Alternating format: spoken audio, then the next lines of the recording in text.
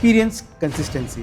నువ్వు డెలివరీ చేసే క్వాలిటీ ఎప్పుడూ ఒకేలా ఉండాలి. నీకు ఒకటి చెప్తా బ్రో, చాలా జాగ్రత్తగా విను. Starbucks, the price and experience consistency, the strategic alignment. Starbucks coffee premium prices ఉంటుంది, ఇది అందరికీ తెలిసిందే. జనరల్గా బయట మనకు దొరికేటట్టు ఒక 15 రూపాయలకు 20 రూపాయలకు అక్కడ కాఫీ రాదు. ఎందుకంటే వాళ్ళు జస్ట్ కాఫీ నమ్మడం లేదు, థర్డ్ ప్లేస్ ఎక్స్పీరియన్స్ నమ్ముతున్నారు. అంటే నీ ఇల్లు ఆఫీస్ తర్వాత వచ్చి కాసేపు నువ్వు కూర్చోడానికి ఇది ఒక కంఫర్టబుల్ ప్లేస్ అనేలా సెట్ చేశారు.